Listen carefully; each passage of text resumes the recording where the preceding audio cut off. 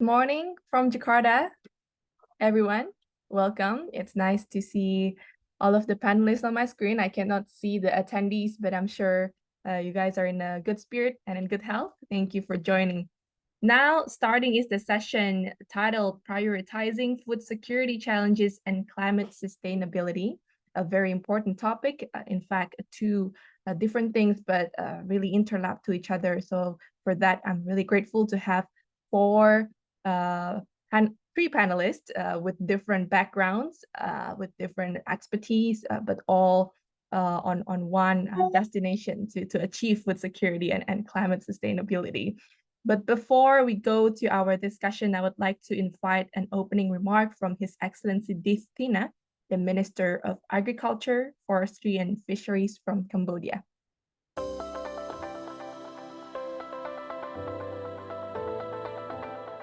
Excellencies, ladies and gentlemen, the organizers, participants, it is with great pleasure to address the opening remarks at the ASEAN Network High-Level Online Conference on Rethinking Harmony in Asia 2023. First, I would like to commend the organizer for choosing this very important theme of harmony, because I believe that harmony should be the core of our society. But with all the challenges the world are facing today, we can only achieve harmony by working and committing together in harmony. Let me be specific.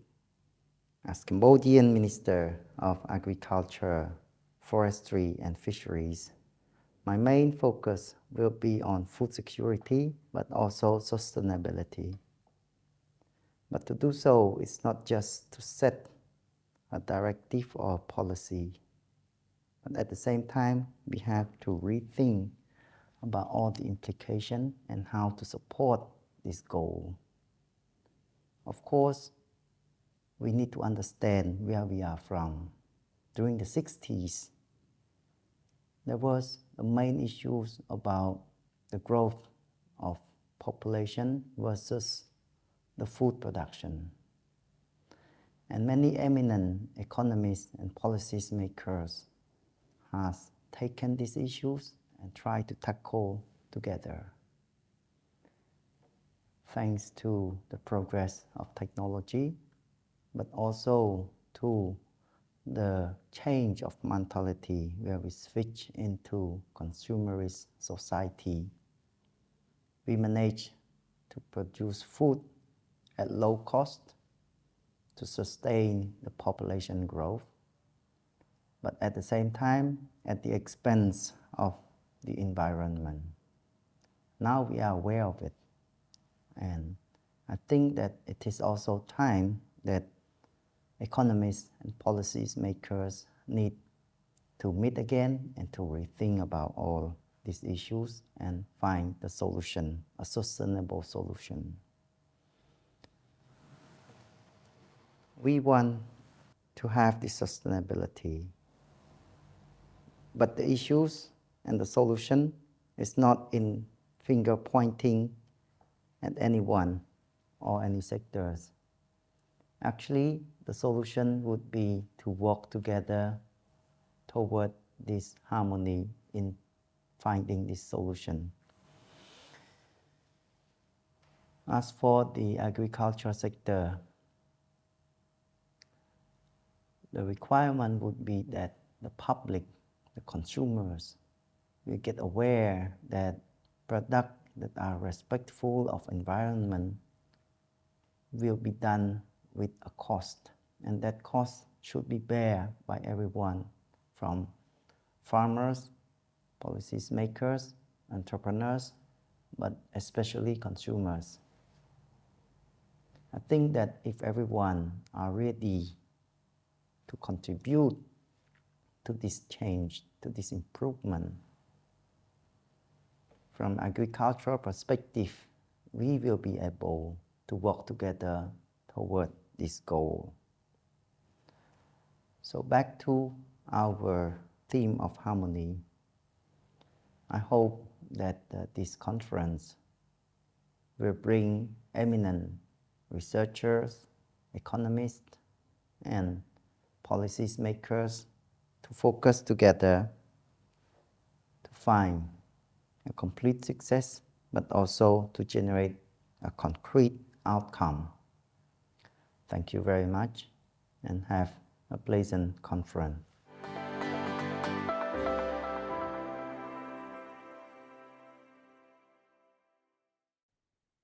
So that was the message from His Excellency Dith, Minister of Agriculture, Forestry and Fisheries of Cambodia.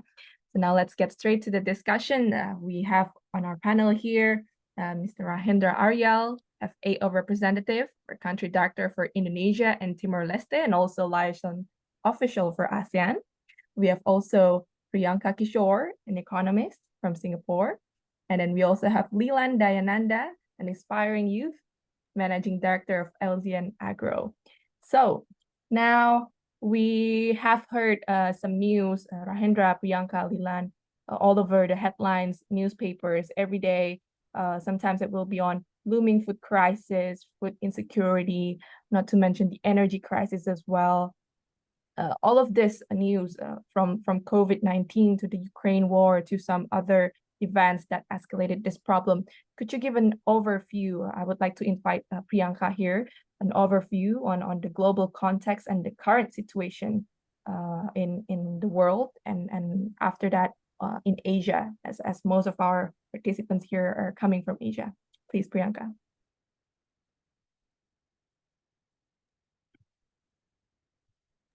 Sorry about that.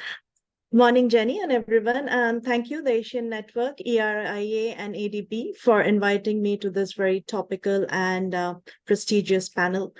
Let's start by saying first that Asia does not have too bad a track record for a region as a whole when it comes to coping with food crisis.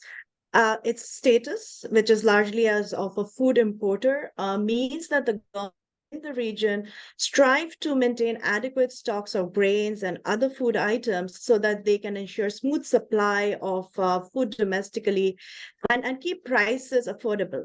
However, as Jenny has rightly mentioned, what we are seeing right now globally are rising instances of global supply chain disruptions, including it for food and extreme weather events. And this is making it increasingly challenging for the countries to manage their availability of food and its price, including in Asia. Currently, the adverse effects of the COVID-19 pandemic and Russia's invasion of Ukraine are obviously at play, as I'm sure we'll talk more during the panel. But I think it's important to also note that global food supply chain issues run deeper than just that, with climate change and falling crop yields steadily, eroding agriculture productivity over the last several years. Coming back to Asia, food inflation has increased at a steep pace. As we all are aware, we are feeling the pinch since 2020, and it actually touched its highest level in 14 years in 2022. Now, again, after a brief respite, we are seeing prices rising anew in the region. This is led by India, Japan, and the Philippines.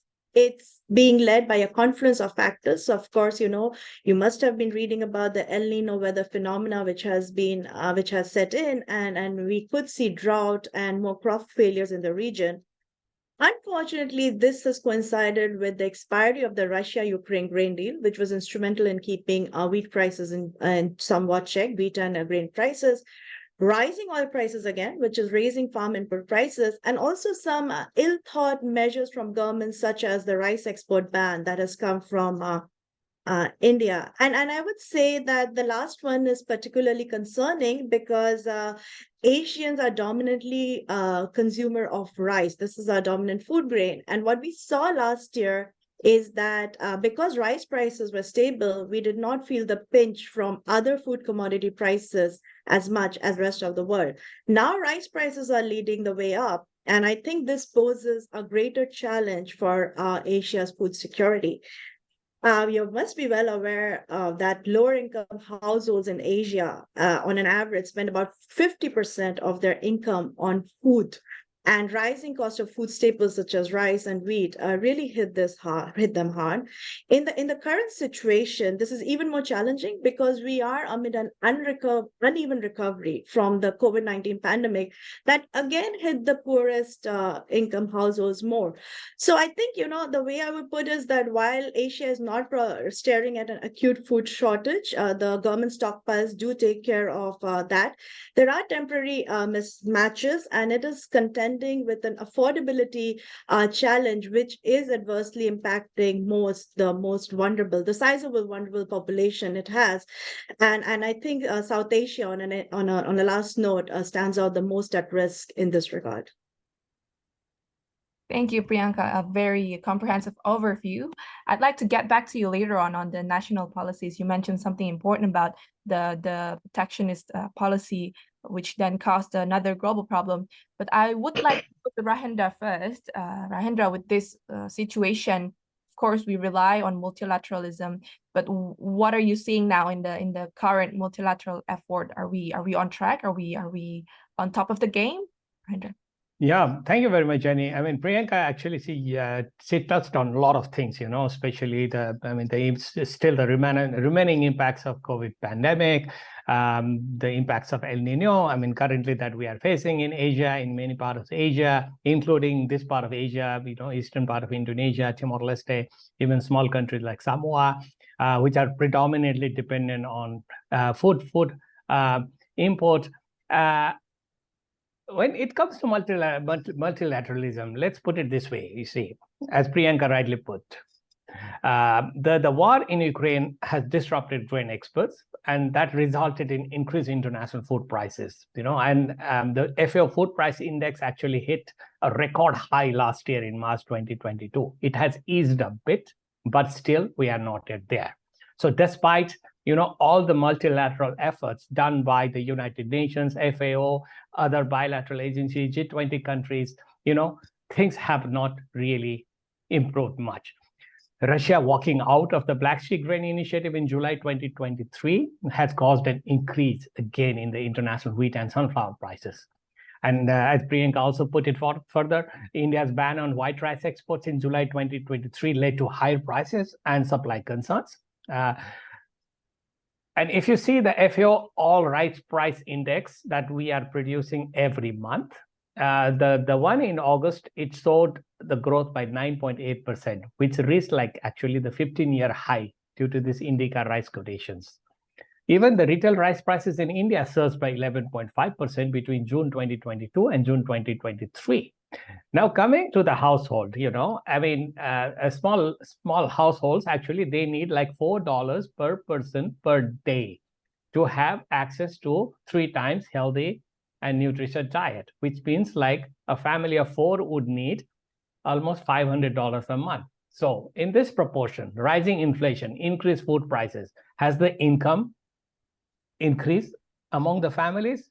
The answer is no.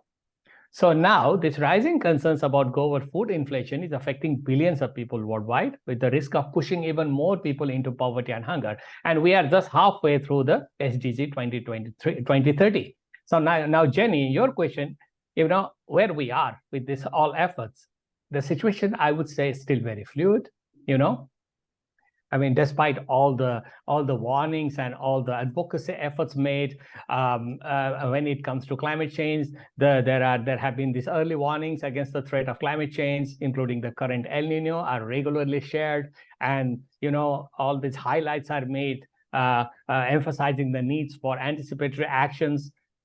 But it's the time to act. Let's go back last year to G20 presidency of Indonesia. The agriculture working group of the G20 agriculture ministers working group, they came with very clear, concrete deliverables for immediate implementation. And actually, as FAO, we worked very closely with this agriculture working group. And same was done this year during India G20 presidency. If you look at the declaration of agriculture ministers meeting this year during the G20, they clearly emphasized on A, sustainable agriculture with climate-smart approach, B, inclusive agri-value chain and food system, C, digitalization of agriculture transformation, D, Deccan high-level principles, they call. There are 7 principles. And these principles are on food security and nutrition, building on the mapping works that was actually carried out as per the recommendations of joint agriculture and finance ministers last year. And the work was done by FAO, the World Bank, and the World Trade Organization. But with this, I would say that despite all these high-level commitments and declarations, impediments are still experienced. In July, I had a chance to attend this ASEAN Interparliamentary General Assembly, the 47th or 44th, I think. And then I had a chance to talk to the delegations from Russia and Ukraine. And Russian delegation was led by one of the prominent member of parliaments. And they were saying that, listen, it's not that we wanted to walk away out of this, walk out of the Black Sea Grain Initiative, but there should be the terms and conditions made. And I mean, my job was just a messenger. I passed the message to my headquarters, to higher authorities. But I don't think that this is the time, given this whole, scenario of food insecurity and hunger and malnutrition, and more and more people getting pushed into poverty. This is the time that we really talk about terms and conditions and do the politics. I think this is the time that everybody needs to come together and work. So in the interest of the small and poorer nations who are very much dependent on food imports. Thank you. Over to you, Jenny. Thank you, Rajendra. Thanks for the overview on the multilateral level. And as you said, everyone needs to come together. So that means not only the diplomats or the ministers, but also the practitioners. And now we have Lilan here. You're a social tech entrepreneur. You're the practitioner here. And we want to bring up your fresh perspective now. What are the examples of the practices that are currently being worked on by the people on the ground who are doing this field? And by that, it doesn't mean only to achieve food security, but in this case, as titled in this session, is also to achieve climate sustainability. Lilan, over to you. Yeah, certainly, Jerry. Good morning, everyone. So in Asia, I've seen the emergence of several innovative precision agriculture technologies and practices that are making significant contribution to both food security and, as you mentioned, even in the climate sustainability. One example is the use of remote sensing and satellite imagery to monitor crop health and optimize irrigation. And by accurately assessing soil moisture levels and crop conditions, farmers can reduce water wastage and improve crop yields, thereby enhancing food security while conserving precision water resources, which is crucial in the face of changing climate patterns. Another example is the adaptation of data-driven decision support systems. So these systems leverage big data and artificial intelligence to provide farmers with real-time insights into crop management. They enable more precise use of fertilizers and pesticides, reducing environmental impact and greenhouse gas emissions, which aligns with climate sustainability goals as well. Furthermore, the integration of Internet of Things devices, we call it IoT devices, and sensor networks allows farmers to monitor environmental conditions such as temperature and humidity in real time. This data helps in making informed decisions about planting and harvesting times, ultimately optimizing resources usage and reducing carbon emissions associated with unnecessary energy consumption. Over to you, Jenny. Thank you, Lilan. Just a little bit follow-up question. Have you felt the impact in your field already as a practitioner? Do you really feel that? Of course, actually, when it comes to my own experiences, we have reached more than 100,000 farmers in Sri Lanka within the last few years.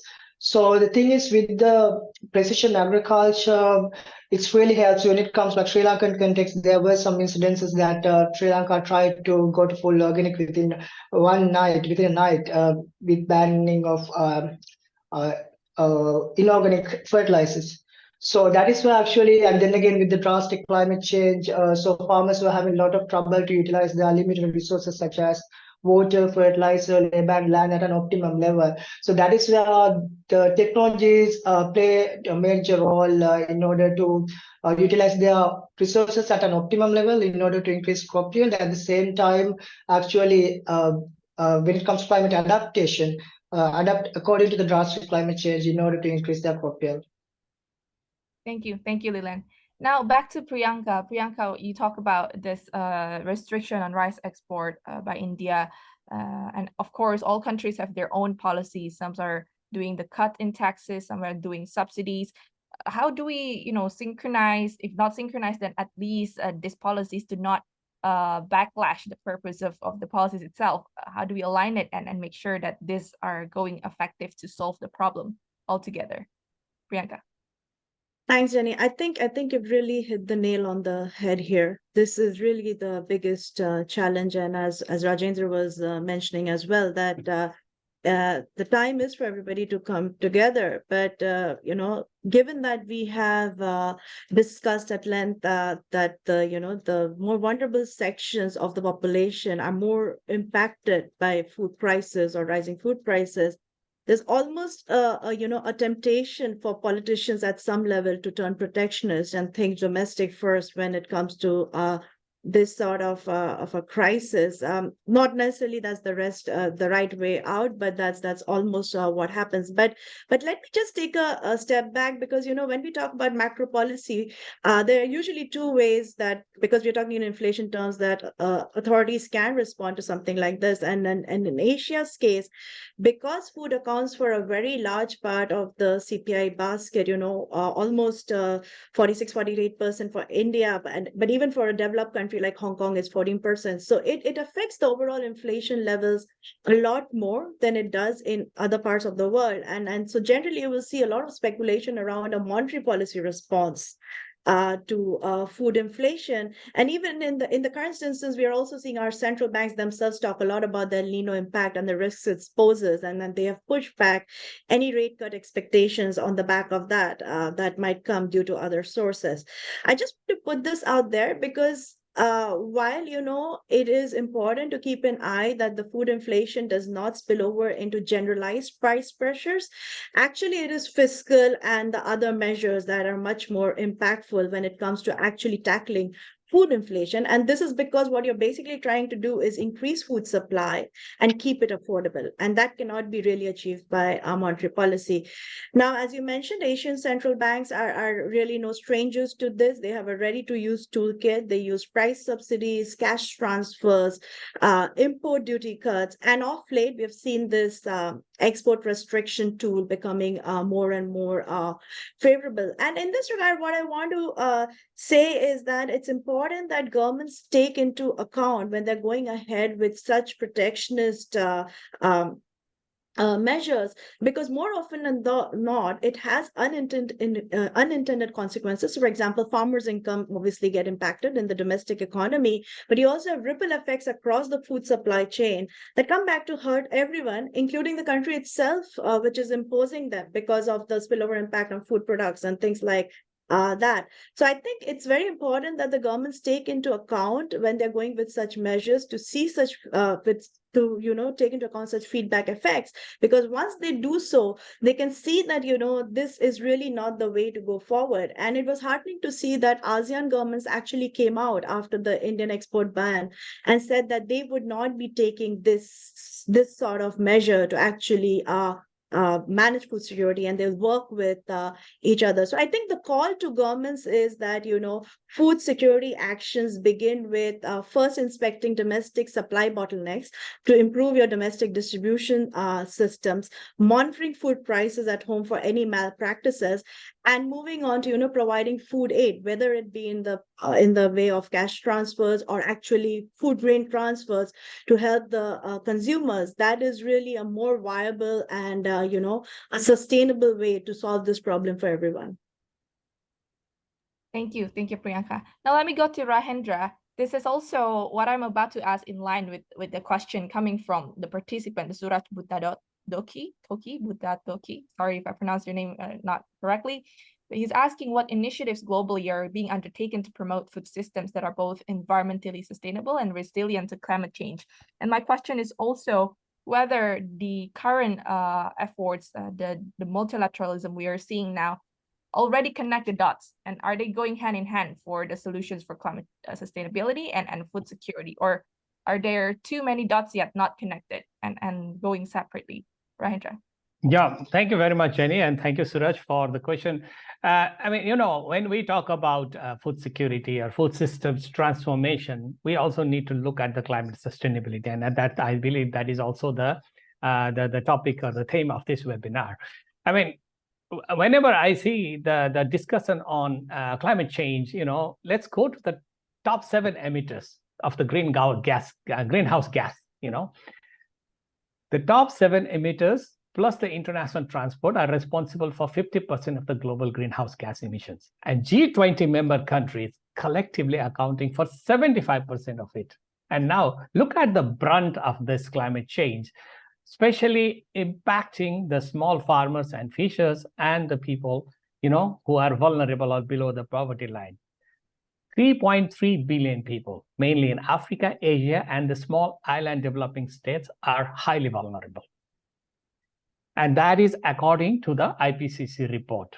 And now if we look at our region, Asia Pacific has seen 225 million internally displaced in the past decade, and 22.6 million people newly displaced in 2022 alone, you know, because of lack of productivity, because of lack of income generating opportunities, because of food insecurity, or because of the impact of climate crisis. And this trend is growing. Now, are we going hand in hand with that? As I said at the beginning, you know, we are focusing on advocacy. At FAO, we support the countries and scaling up climate action with the local communities and farmers, focusing on food security. And we are strongly emphasizing on transforming the agri-food system. I mean, the time has gone, that era has gone to talk only about production. We talk about the food system. Food system means that you start from production and you look at the food loss and waste, even at consumption level, so that you can have efficient, inclusive, and sustainable and resilient food system. International community, again, they need to work hand in hand and harness the power of innovation and digitalization. Lilian talked about already this modern technology, modern but adapted technology, so that the farmers can really adapt to this available technology and apply in the field. But strong commitments are needed. You know, it's just like talk would not go anywhere.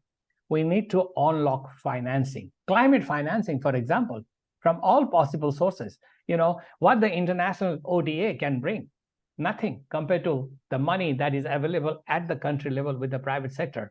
And let's not forget, a lot of countries in Asia Pacific region are graduating from low income countries to middle income countries. And most of the Southeast Asian ASEAN nations are already middle income countries. So here, the development partners are talking about trade, not aid. So in this, what is necessary is that we need to look at the overall financing, addressing the climate change impacts, addressing the food system, and then the proportion of climate finance in agricultural and land use sectors have to be increased. This has been decreasing. And we need more technological innovation, attracting also the young people to go back to farming and fishing. It's not becoming any more attractive because it's not bringing money at the end of the day. So how do we do that? And this is where I think we need to work together. And technology is available. It's just a matter of like how we apply the technology. So in summary, I would say that it is happening, but not to the speed that should happen. Back to you, Jenny. We need the youth to be attracted to this field. We need the technological innovation. Lilan, I'm now going to look at you now. We have a question also from Agustin Balraj asking, what about the farmers' condition, like water sharing conflicts in a federal country and minimum support crisis in achieving food security.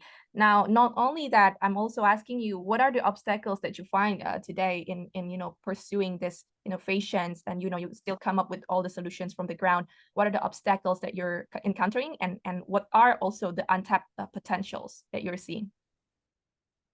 Yes, Jenny. So when it comes to climate smart, data-driven precision agriculture, indeed presents transformative potential. But as even Rajendra also mentioned, but it is not without its challenges and untapped opportunities too, as you mentioned. So especially in the diverse and dynamic agricultural landscape of Asia, one of the key hurdles is accessing to technology and training, particularly for small-scale farmers, I would say marginalized farmers.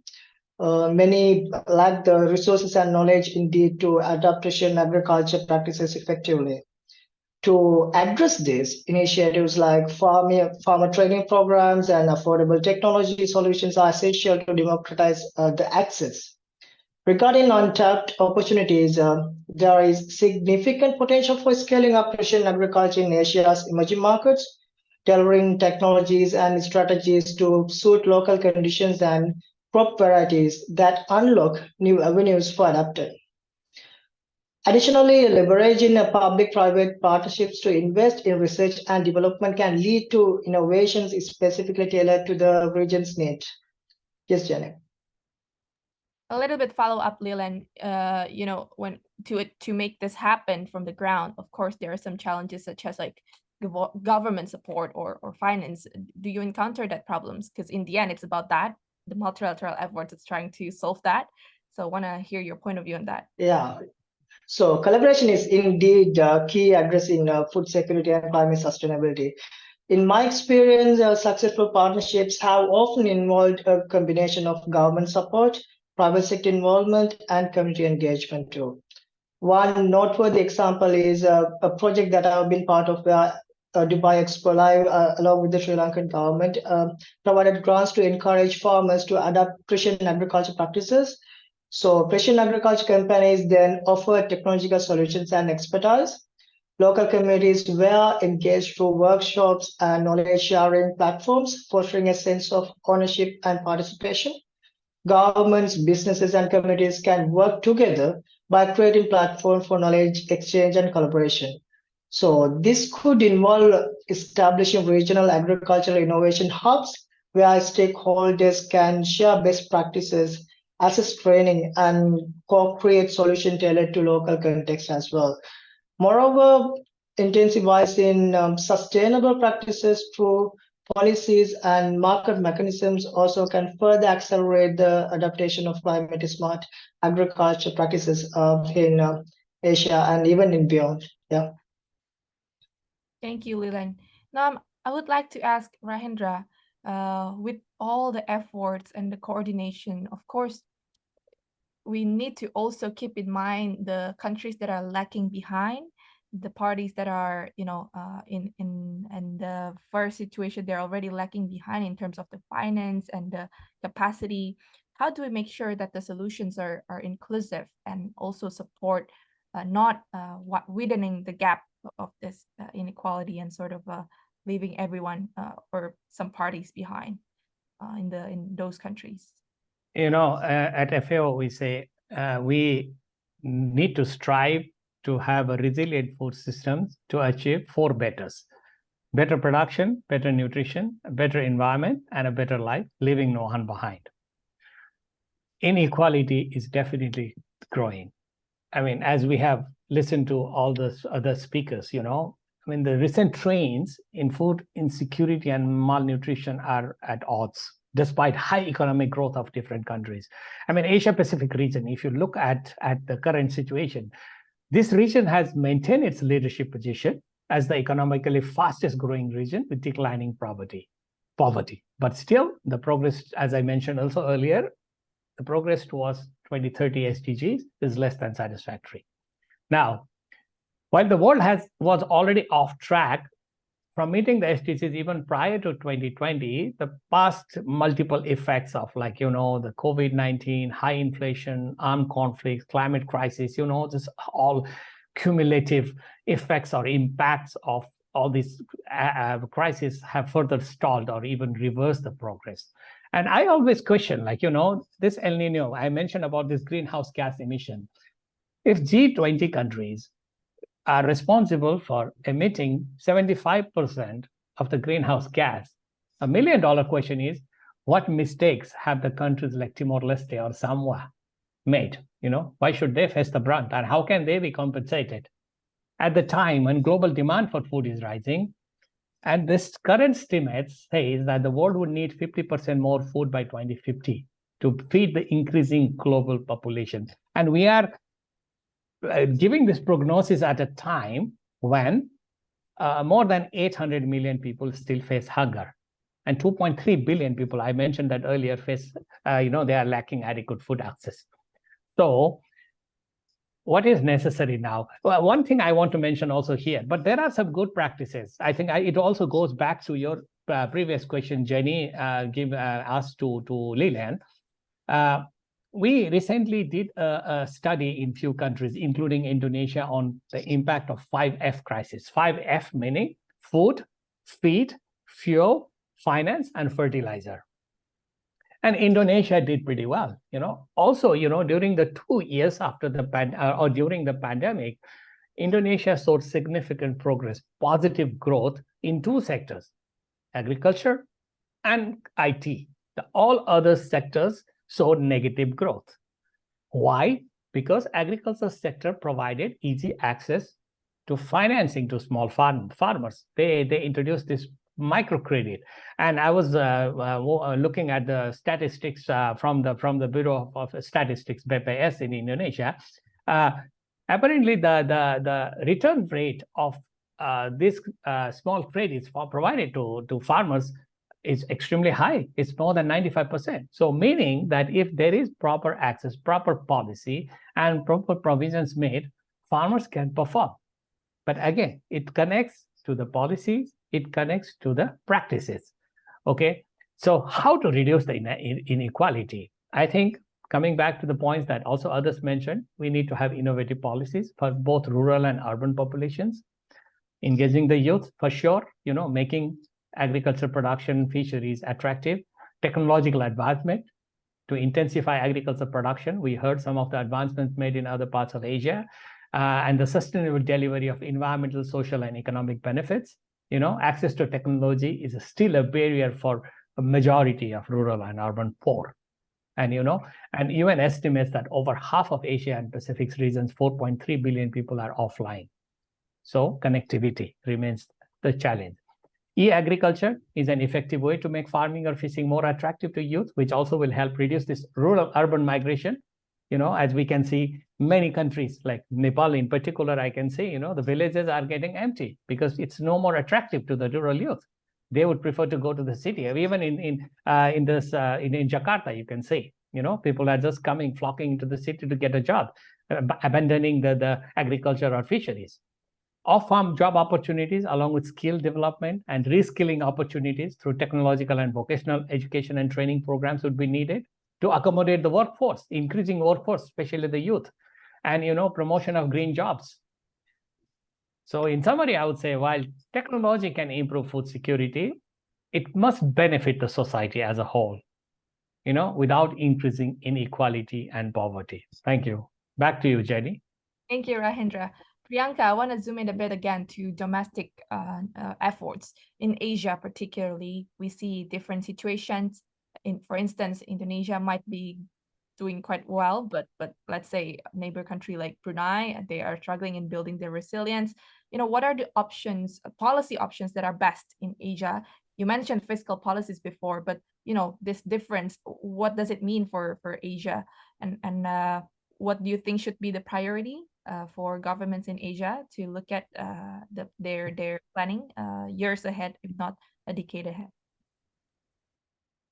Sure, Jenny. I think I'm going to link this back to, the previous discussion we were having on, climate sustainability and the food sustainability, whether they go hand in hand, because eventually every part of Asia is working towards that from a different position, but that's the route they are taking. And if you think from the government's perspective, in any country, they want to reduce exposure to weather volatility, food exposure to weather volatility. So it makes sense for them to transition to net zero.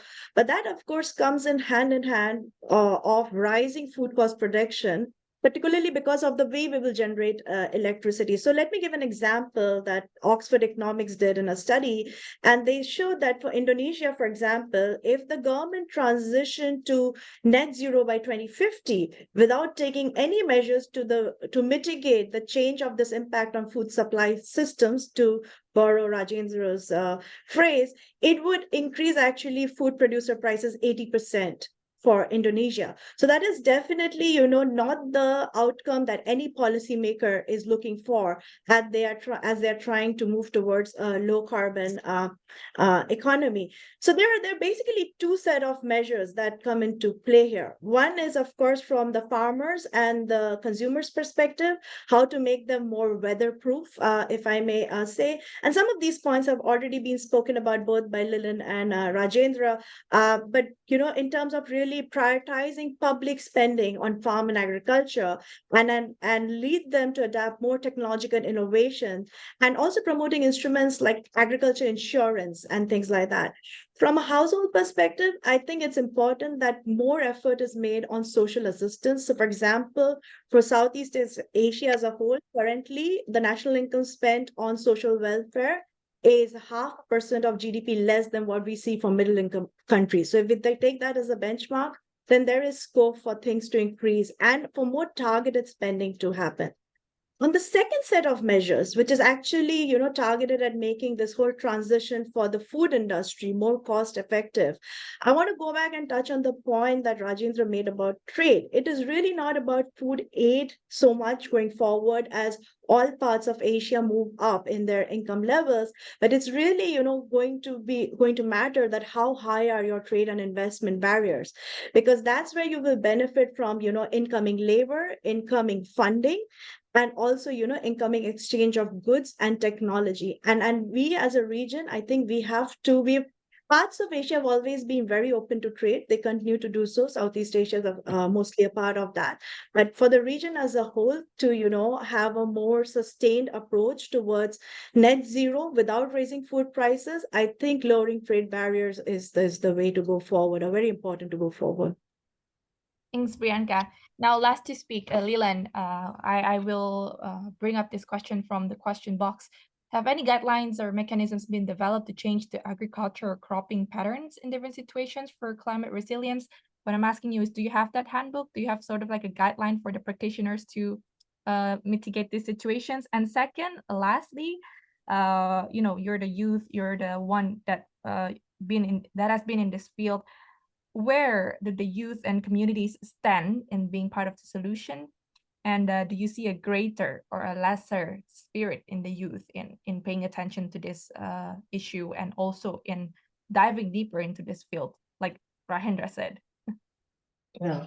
So answering for the first question, actually, there's no any guidelines as of now, because when it comes to the precision agriculture and the digital inclusion, it is kind of like still in the foundation level as a whole when it comes to Asian context and even in the world context too.